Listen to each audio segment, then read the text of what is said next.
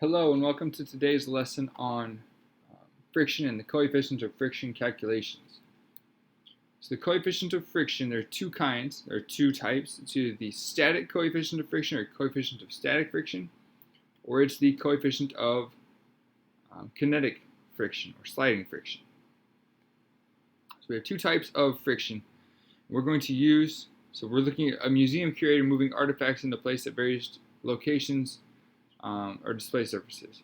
We're using our coefficient values in the table to find our F sub s, that's our static friction max, and our F sub k, which is our kinetic friction, in the following situation. So to do this, we need two equations. One, we know that our coefficient of friction, whether it's S or K, is equal to our force due to friction divided by our normal force. And so it's essentially a ratio of your frictional force over your normal force. So as your normal force goes up, your frictional force will increase, and so on and so forth. And this is the ratio here.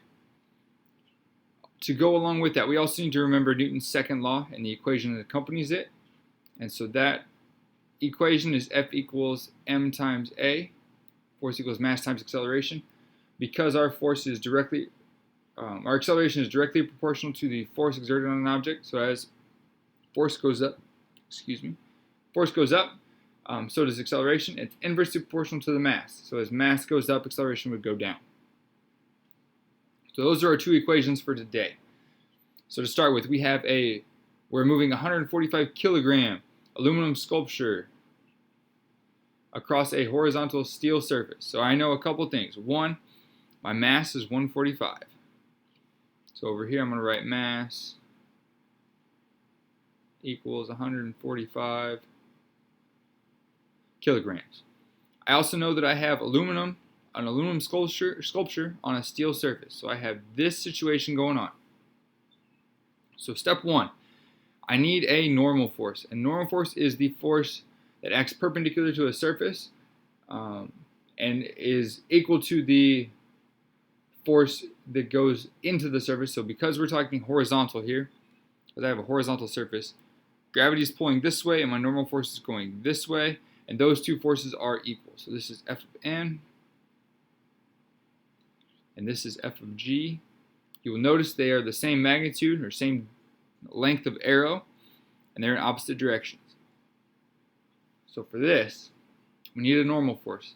If my mass is 145 kilograms, my acceleration due to gravity is equal to 9.81 meters per second squared. I ran out of room to write. But F equals 145 kilograms times 9.81 meters per second squared.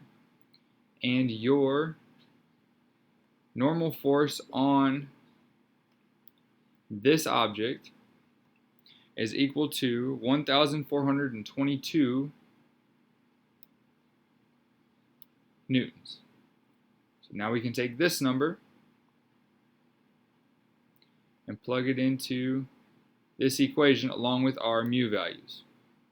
So to find my force of static friction, so F sub s, I'm going to take my 1422 newtons. I'm going to erase that and start over. I'm going to take my 1,422 newtons. I'm going to multiply it by 9.81 meters per second squared, and I ran out of room again. And when I multiply those two, I get an answer of 867 newtons. That is my frictional force, my static friction force on this sculpture. To find kinetic friction, give myself a little more room this time. I'm going to take my normal force again, which is 1,422, multiplied by my kinetic friction coefficient, which is 0.47. When I multiply those two, I should get an answer of 668 newtons. And please be aware that if you use the 1,422.15 here, you're going to get a very different number on this side. So it all depends on the number there. But that's the first one. Second question. Pulling a 15 kilogram steel sword across a horizontal steel platform. So I know I have 15 kilograms, I have steel, and I have steel. So again, first thing I need to do is force equals m times acceleration due to gravity, which is equal to 15 kilograms times 9.81 meters per second squared. When I multiply those two, I get an answer of 147 newtons. So again, I'm going to find my coefficient or my force of static friction, which is going to be equal to the normal force, which is 147,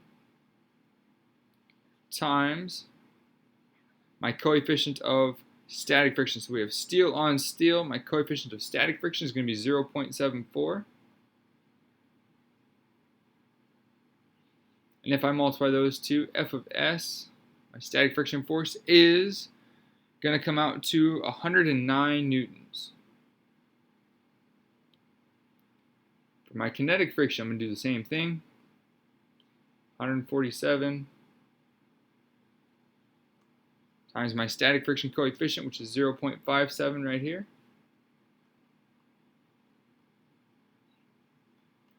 When I multiply those two,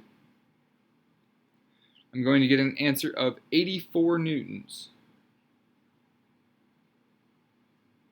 So those should be your answers here. So this is our static friction, this is our kinetic friction, this is our static friction, this is our kinetic friction for each of those examples. There are two more yet to go. I'm going to let you try those on your own. So if you want to pause the video here and work through those, the answers are going to be on the next slide as soon as I hit the button. So I'll give you a chance to pause this page and work through those questions on your own. So the first one is pushing a 250 kilogram wood bed on a horizontal wood floor. And the second one is sliding a 0.55 kilogram glass amulet on a horizontal glass display case. I wish you the best of luck, and I will see you again soon. Take care.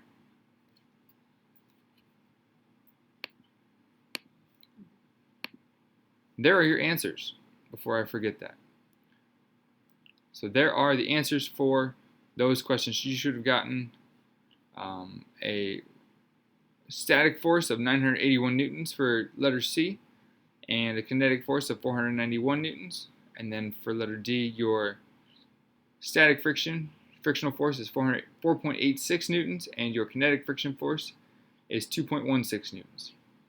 Hopefully we got those correct. If you have questions, I will see you in class. If not, take care until then, and enjoy your day.